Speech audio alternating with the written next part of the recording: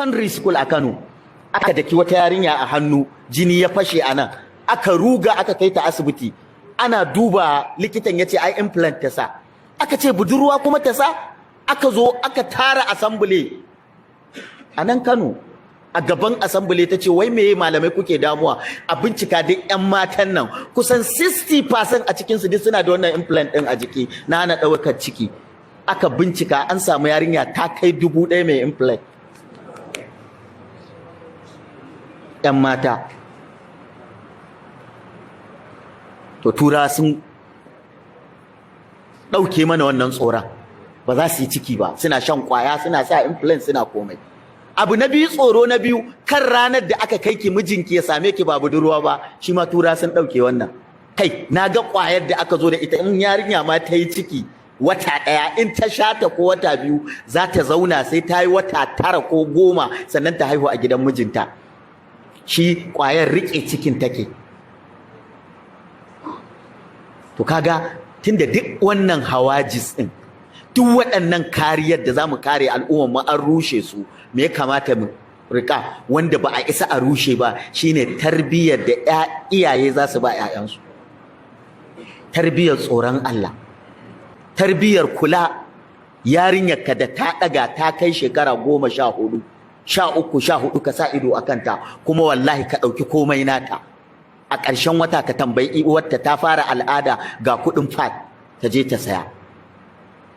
Ina kayan kwalliya, ka yo mata shopping ɗin kayan kwalliya gashi. Ankon ƙawarki, best friend ɗinki za a mata ga anko, je ki saya. Na ɗauke miki komai, ban yadda ki tambayi wani saurayi ba. Duk wanda ya kyale yarsa da wayar 40,000 zuwa sama ba shi ya saya mata ba. Tana hawa network yanda ta ga dama ba shi yake sai mata data ba. Tana anko da takalma da jaka yanda take so ba shi yake mata ba.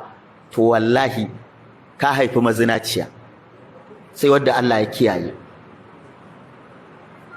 Dan samarin yanzu ba wanda yake kashewa yarinya kuɗi haka tsida.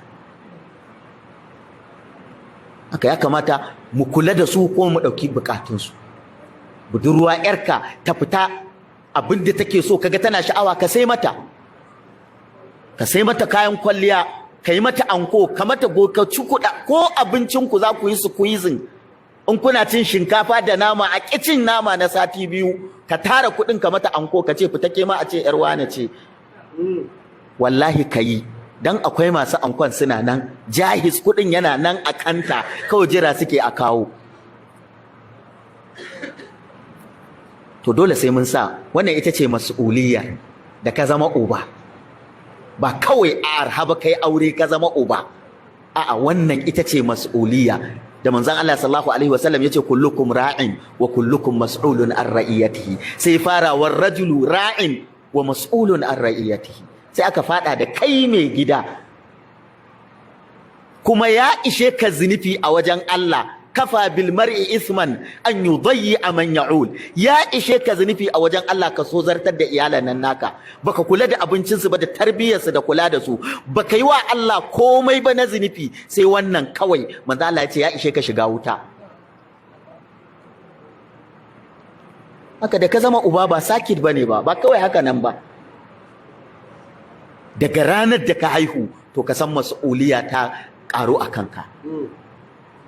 Ba kawai kai ta zubewa al'umma 'ya'ya ba, kana barin su da bala'i.